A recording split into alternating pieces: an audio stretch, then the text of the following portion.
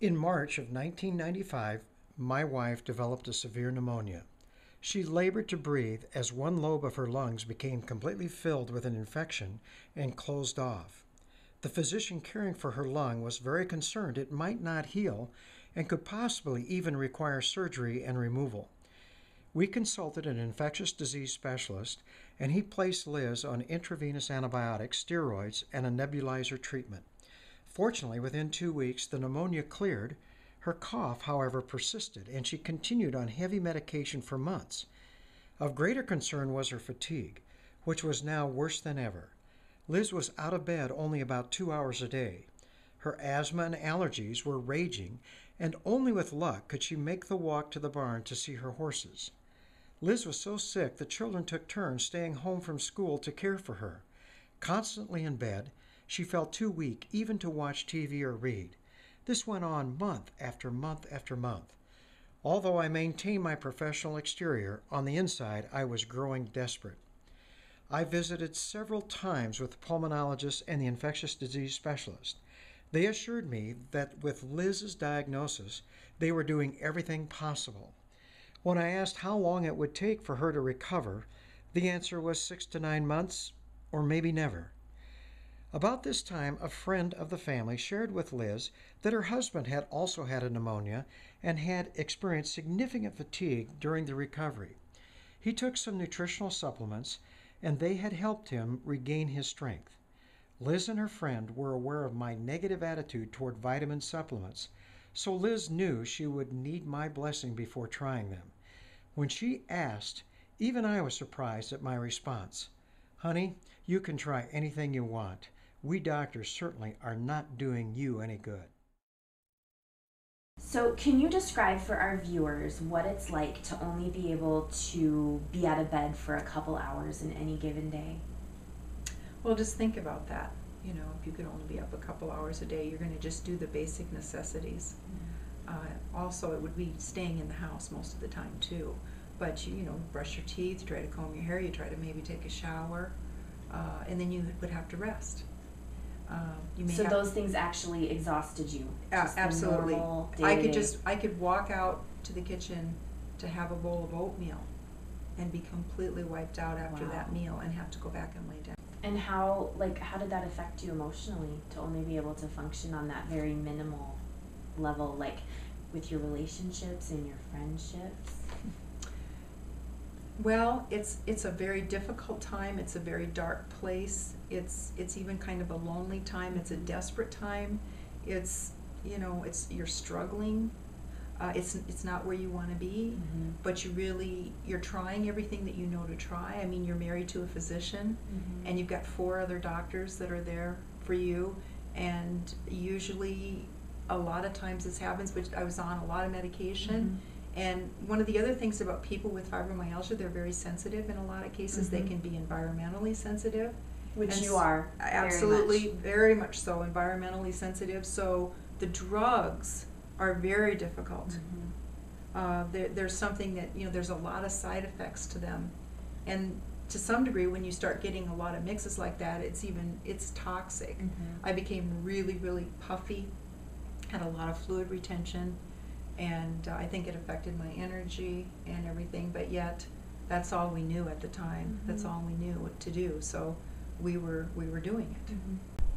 So can you share with us some of your most vivid memories from the months surrounding your pneumonia? I had strict instructions, and I had to agree with the doctor that I would not get out of bed except to go to the bathroom.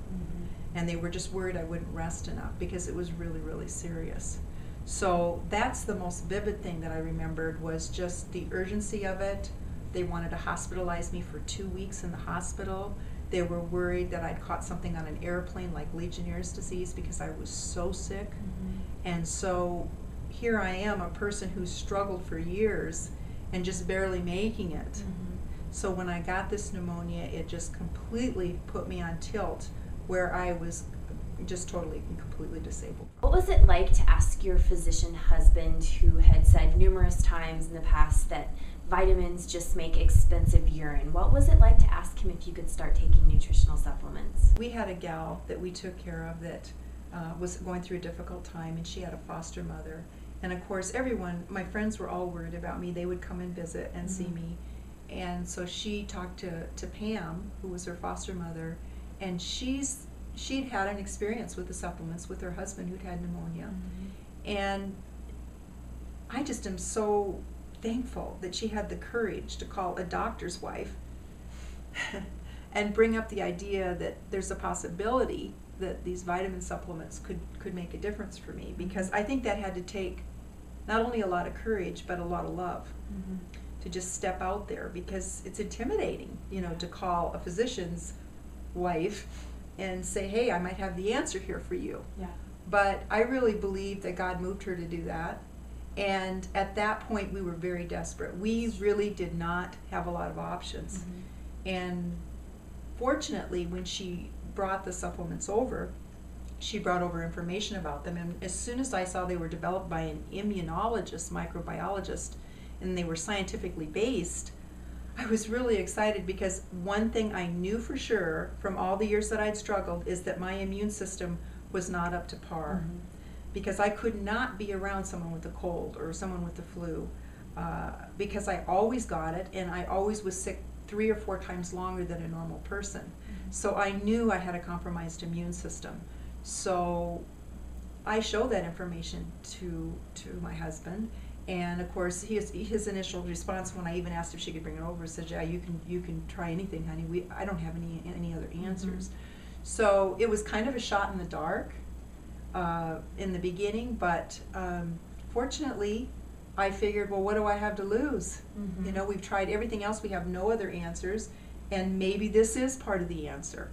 So did you think that after all of the doctors that you'd seen and the prognosis that you'd been given, did you think that something like taking vitamins could actually help you when medically they weren't able to help you with all of the newest treatments and things like that? I never, of course, had any idea that they would give me so much support and help me as much as they did.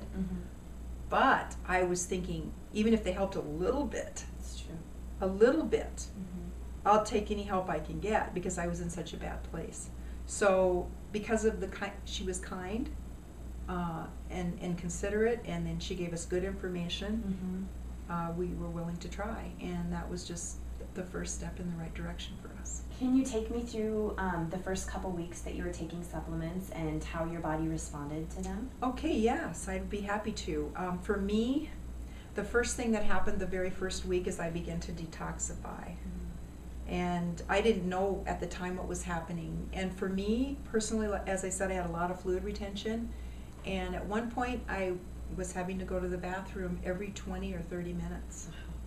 And that was pretty impressive for me. And really, it only took a couple weeks.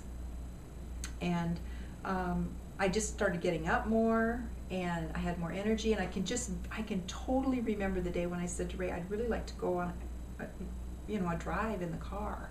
Would you take me out? And of course he was really excited, because I had not been to a place like that for a long time. And I remember us driving around, and and I was feeling better. So later, of course, we found out that antioxidants can, especially when you've been on a lot of drugs, you can have some detoxification. And obviously my body really needed that. So that's the first thing that I realized. The other thing I realized is that I hadn't had any dreams for probably 10 years. Well, now I understand that when you go into REM sleep, which is your deep sleep, which is where your body heals and recovers at night, that's when you dream. I began to having dreams again. So now I know that it's minerals. Minerals help the muscles relax and help you to go into a deeper rest and a deeper sleep.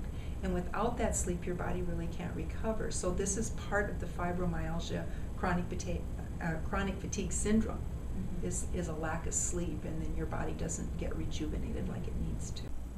And what was Dad's response to your rapid improvement? Well, when he saw what happened to me, it was amazing to him. And of course, he had a very full and vibrant practice. So, and he did have fibromyalgia patients in his practice. So he decided to do his own study. He decided to invite 5 of his patients that were having the hardest time, probably his worst patients with that particular disease. And he just said, I don't even know if this will help you, but it's worth a try. And what happened was all those people had results with it, and they felt a lot better. And we were getting phone calls here at the house. They were crying, I've got my life back. I've been up on the roof helping my husband roof the roof. I just can't believe it, and those kind of calls. So after that, then I think he felt like he needed to be able to defend this scientifically. Okay. And he spent hours in the evenings till midnight at night doing research on the different studies that have been done regarding nutritional supplementation. And to his amazement, there's been thousands of studies done. And that's why he wrote his book, What Your Doctor Doesn't Know About Nutritional Medicine. He said, Liz, I was never taught any of this in medical school. They just taught me about pharmaceutical drugs and the effect on the body. Never were we told that we were told that if you eat right, that you don't need to take nutritional supplements. But no one ever told us about oxidative stress, free radicals, and what supplementation can do to support the immune system in the body. A lot about nutritional supplements, but I know that there's a lot of other things that you have done to help you improve your fibromyalgia over the years. What are some of the other pieces to the puzzle that you found? Well, that was just the beginning. We have found other things, like diet is really critical for the person with fibromyalgia. They have a tendency to eat sugar and drink coffee because they're so low in energy. And we know that that has a negative effect on the body. So that would be a part of it. We also like to guide them in their exercise programs. In the beginning, we always say, don't exercise 2 days in a row. And you have to be very, very careful because that can put you on tilt. And now we're getting new information about when you sleep at night, the amount of air that you're getting. And we're finding out that, we know that people with fibromyalgia have sleep disorders, but now we're finding that we're wondering if some people have fibromyalgia because they aren't getting enough air. And one of the newest things that we've been working on the last few months is an appliance that opens up your airways. So some of these people that don't sleep or go into REM sleep, they can actually be built in such a way that their tongue falls back and they're not getting as much oxygen at night. And I've been fitted with one of those appliances probably about 8 or 10 weeks ago, and I can tell now I'm even doing better than I was before. And I'm sleeping all night long without waking up, and waking up without body pain, which is some of the things. I'm very active and I do a lot of physical work, and so I can get kind of stiff and have body pain, and I'm noticing I'm starting to wake up about an hour and a half earlier in the mornings, and I've only been using that for about 8 weeks. So we're even finding more information. So there's a variety of things and struggles that you have when you have these weaknesses in your body, and we have found different things that make a difference, and we would love to share those and give people guidelines so that they can have quicker success. In part 3, we're actually going to be inviting Dr. Strand to join us, as we want to hear from him how this very personal story challenged him to reconsider the way that he had been practicing medicine for more than 30 years, and eventually led to him changing his focus over to nutritional and preventative medicine. If you're interested in learning more about Dr. Ray Strand and what he does and his unique approach to preventative and nutritional medicine, please be sure to check out his online medical practice at www.raystrand.com.